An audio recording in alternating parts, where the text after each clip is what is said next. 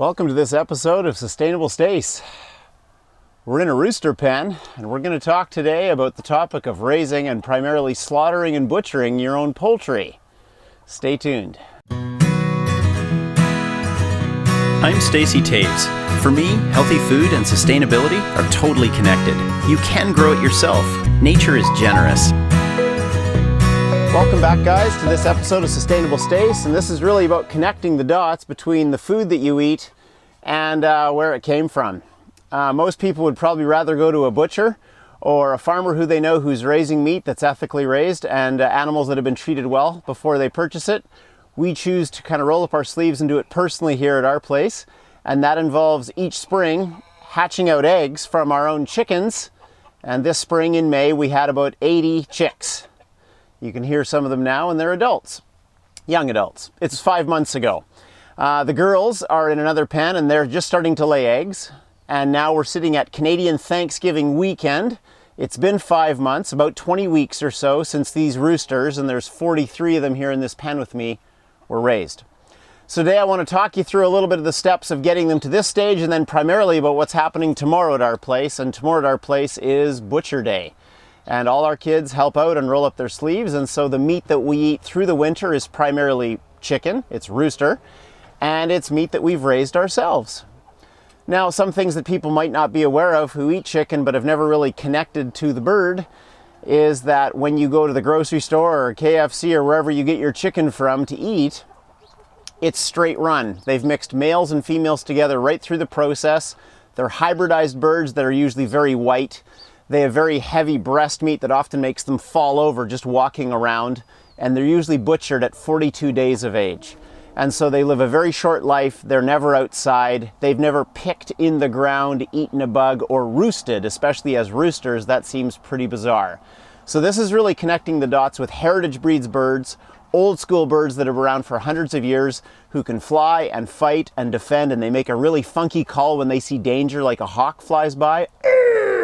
They do that noise and they cluck away. So in summary, what we're gonna do when we butcher tomorrow with these roosters, who are about 5 months of age, is we're gonna have them in cages so that they're basically contained. We're gonna put them upside down in a killing cone and with a sharp knife slit their carotid artery. And with that, they're gonna bleed out. And when they've bled out, we're gonna scald them in hot but not boiling water. And we're gonna check with our fingers, oh, rooster wars, that the feathers are gonna be easy to pluck off. Then we're gonna put them on a plucking machine. You could do it manually to remove the feathers, and a few won't come off easily. So then we're gonna put them in a cooling tub of water, and as their body temperature comes down, we're gonna pull off the final feathers, the pin feathers, usually on the wings and on the legs.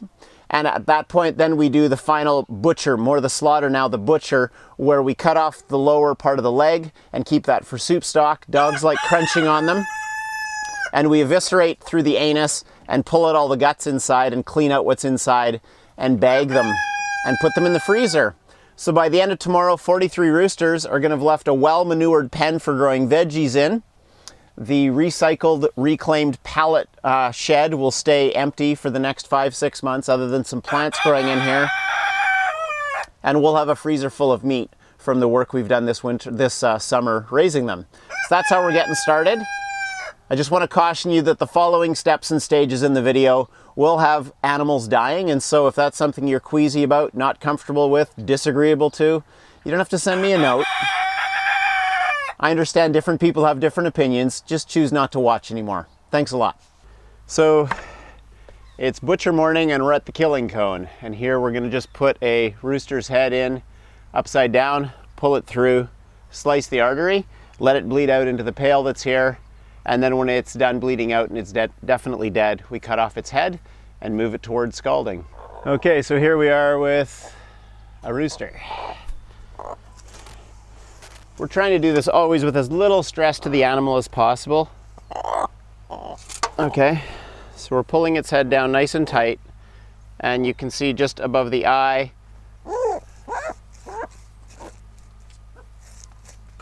and just letting it bleed out.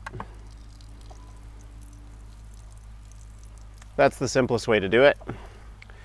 The killing cone keeps the wings of the animal tight to it, If you were to do that old traditional grandpa cut its head off with an axe on a chopping block and let it run around with its head cut off, the animal is going to bruise itself and beat itself up so terribly with its wings hitting against its body that the meat will be very, very lower quality just by virtue of how poorly you killed it. So having it in a low stress environment, I even have a board on my right not allowing the birds that are in a cage to see the birds that are being killed because I don't want them to be terrified or frightened. That'll go into the meat as well. We want them to have a peaceful existence and a peaceful death and appreciate the value of their life to give us health, right? You can see its legs are just about done moving.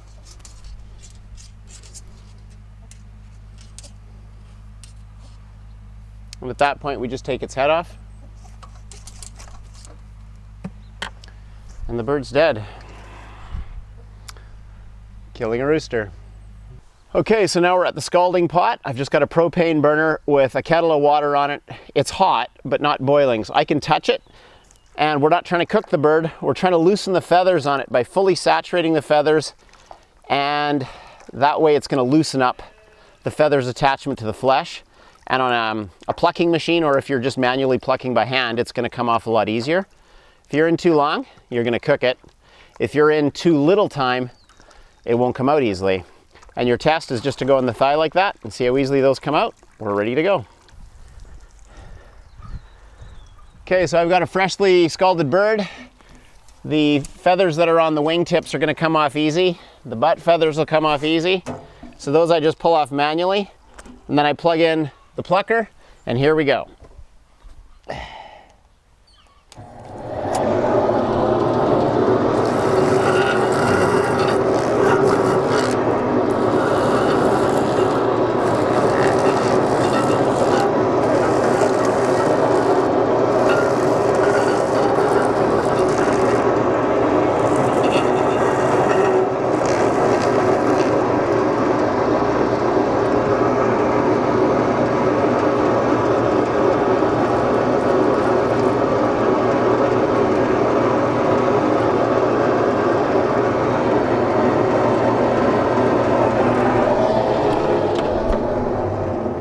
So you can see now with a dunk into the water, this one's about 95% plucked, and then it'll be ready to cool off in a tub of water and eviscerate and get ready for the freezer.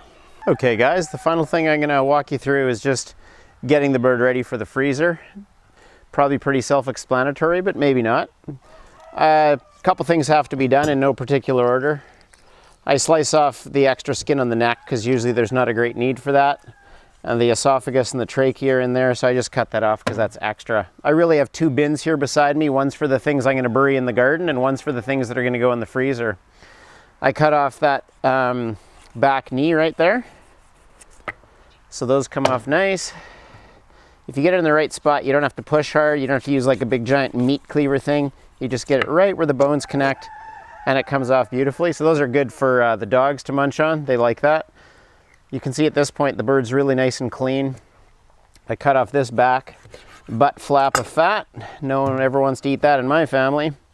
Then I'm just inserting in through the anus and coming up a bit. And if you've done a good job of not feeding your bird the last 24 hours beforehand, there shouldn't be too much mess in here. And the goal then is just to pull everything that's in here out, clean it out nicely. And if you're a person who likes the heart or the gizzard or the kidneys, all that can be saved, of course. You have to usually do a couple pulls out to get all of that. And then you're just looking at plunging it in water, and you're ready to put it in a bag. You can decide how fussy you want to be about how clean everything is inside, but it doesn't take much. A couple pulls with the fingers.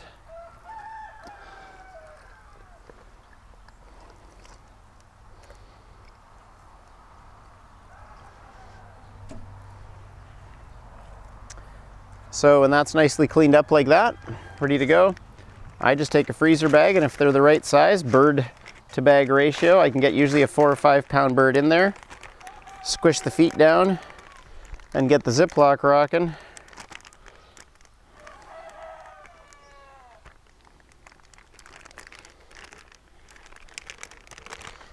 There it is. There we go. We've got a bird in a bag.